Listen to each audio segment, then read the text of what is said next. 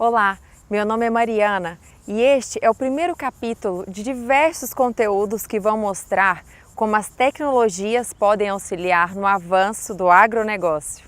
A ideia do programa é sempre mostrar o problema e a solução. Neste momento, vamos falar de pragas e doenças que atacam a lavoura. Vou apresentar a vocês várias empresas brasileiras que estão trazendo inovações para este combate, além de técnicas e informações de manejo. Pragas e doenças causam prejuízos enormes todos os anos para os produtores. Em alguns casos, fungos cada vez mais resistentes podem mudar de forma expressiva o cenário da agricultura brasileira.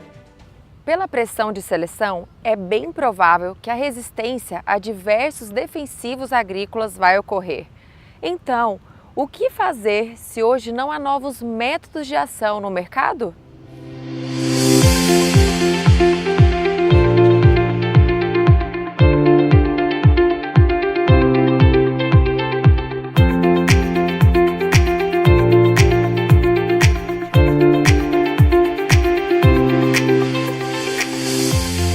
Agora, nós vamos assistir a primeira parte de uma série de 3 episódios sobre o tema. Vamos citar a soja como exemplo. Somente nessa cultura, projeções afirmam que em 2025 a produção no Brasil pode enfrentar uma redução de 30%. Isso significaria perdas de cerca de 39 bilhões de reais para os produtores rurais do país, além de 3 milhões de postos de trabalho que poderiam ser fechados. Mas como isso pode ser possível se o Brasil é o segundo maior produtor de soja do mundo e o primeiro em exportação?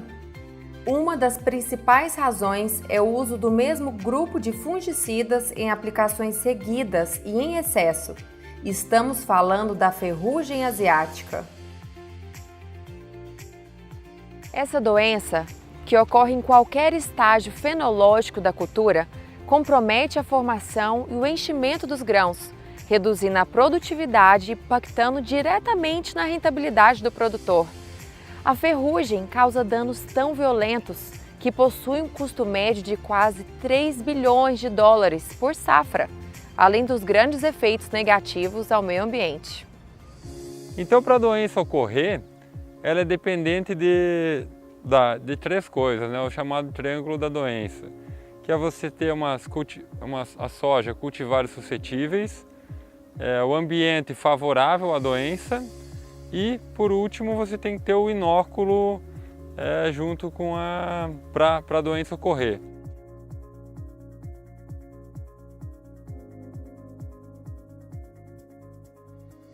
A primeira ação para combater a doença tem sido na aplicação de fungicidas, o que acontece desde 2001, quando o fungo surgiu pela primeira vez no país.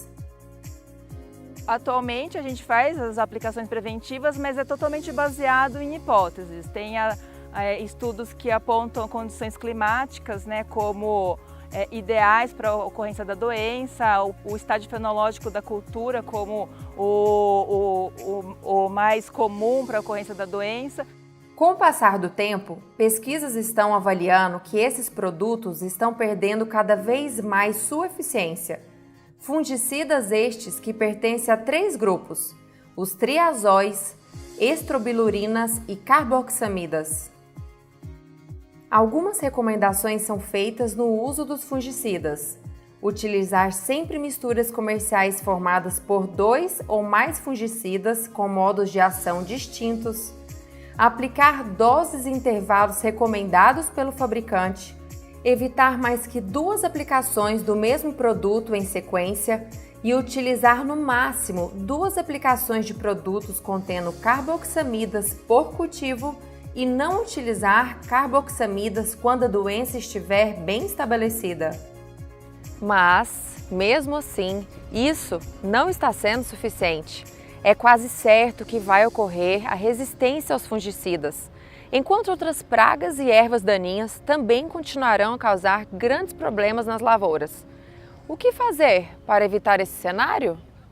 Boas práticas agrícolas e conscientização, aliadas ao uso de tecnologias, são capazes de mudar essas previsões e ainda contribuírem com conquistas maiores para a agricultura brasileira. Nesse contexto, se encaixa o manejo integrado de pragas e doenças, prática de eficiência em seus métodos capaz de gerar economia na aplicação de defensivos e proteger o meio ambiente, mantendo a presença das pragas sempre a um nível em que não ocorra danos econômicos. Mas o manejo ele pode ser feito sim em todas as culturas, desde as grandes, as pequenas, as hortas, né, as hortaliças, hortifruti, no sentido de monitoramento, então de eu estar atento ao que está acontecendo e utilizar os produtos, por exemplo, que são adequados para o momento, procurando sempre aqueles produtos mais seletivos que vão causar o menor prejuízo ao meio ambiente e ao produtor também. Um exemplo que seria de manejo integrado. Então, o produtor ele vai saber o momento correto de cultivar aquela determinada espécie. A partir do momento que ele cultiva, ele vai monitorar a ocorrência de pragas e doenças. Quando essa população de pragas chega num que a gente chama nível de controle, ele vai escolher a prática que ele vai utilizar de controle. Então, um produto químico, um controle biológico, existem, por exemplo, feromônios que são utilizados com armadilhas que também podem ter esse direcionamento de controle e também a própria utilização de plantas transgênicas que acabam por mitigar a ocorrência de algumas pragas. A programação é baseada na análise de dados e no monitoramento das plantações, como do clima, as condições do solo, a deficiência de nutrientes, a disponibilidade de água e os históricos de infestação. Diferentes tecnologias de agricultura de precisão podem ajudar o produtor na aplicação desse conceito. A variabilidade espacial do campo proporciona medir a produtividade e entender o histórico de infestação das áreas. Imagens de satélites conseguem mapear a propriedade e fornecer dados de safras passadas. Os mapas podem ajudar os produtores a realizarem planejamentos, identificando padrões e tendências em campo. Mede-se riscos climáticos, de quebras de safra, previsões de biomassa, previsões de produtividade e todo tipo de análise de dados referente à produção agroindustrial desse cliente. Pode ser que o excesso de nuvens e o clima fechado atrapalhem a coleta de dados por meio do satélite. Se isso ocorrer, os drones podem fazer esse papel ao sobrevoar as áreas do campo e relatar essas informações. Isso tudo é possível em razão do NDVI, que significa Índice de Massa por Diferença Normalizada. O NDVI mensura a saúde da lavoura baseado na quantidade de reflexo de luz que a planta realiza em frequências específicas. Geralmente, esses mapas usam uma escala de cores que vão do vermelho ao verde, onde as áreas mais esverdeadas representam uma boa saúde da planta, enquanto as regiões avermelhadas detectam áreas de estresse, como alterações no cultivo, falhas nutricionais, de manejo, doenças, pragas ou até erros na irrigação. Com essas coletas georreferenciadas, o produtor identifica rapidamente as regiões com problemas e pode direcionar sua equipe para avaliar as razões que levaram ao menor índice em uma área específica. Se o motivo for a infestação da ferrugem asiática, ele pode diminuir as aplicações calendarizadas e começar a fazer aplicações mais precisas no tempo certo para combater a ferrugem. Na ocorrência de pragas e plantas daninhas, a aplicação de defensivos também deve ser feita de modo consciente. Tecnologias de aplicações em taxas variáveis são soluções que aplicam insumos em áreas específicas, no momento e na quantidade adequada e de acordo com a necessidade de cada zona agrícola.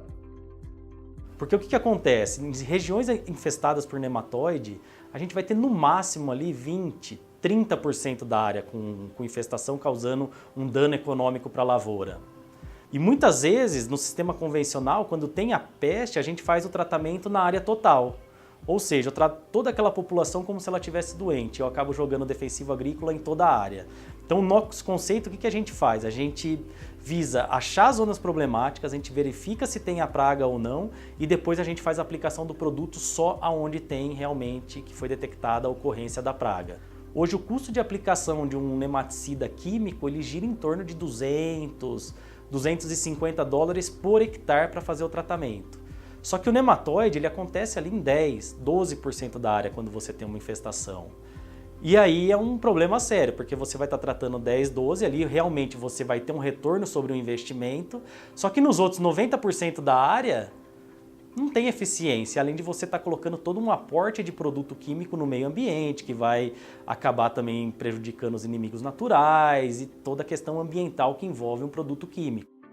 Essa é uma alternativa mais econômica, pois reduz o desperdício e é sustentável, pois não há excesso de produtos químicos sendo despejados no ambiente. E isso traz um retorno incrível para o produtor. Numa área de mais ou menos 1.000 hectares, ele chega a ter R$200 mil de economia de produto usando esse tipo de manejo. Ou seja, praticamente em uma safra, ele já tem o retorno de todo o investimento dele em maquinário. Tirando que é um modelo de controle muito mais sustentável, né? A gente não está nem falando do conceito verde que tem isso, né? Você imagina você reduzir em 80% o aporte de produto químico no meio ambiente. É muita coisa que a gente está falando, não só a questão monetária, né? Muitas vezes o produtor ele olha só para o bolso, né? Quanto que eu economizo. Mas tem uma série de fatores que vem por trás, né? O equilíbrio que você vai ter na sua lavoura, aplicando menos produto químico, favorecendo os inimigos naturais, o posicionamento de um produto biológico que vai agregando a biota ali da sua rizosfera, tudo isso tem que ser levado em conta, né? São itens intangíveis, mas que são muito importantes no processo produtivo, né?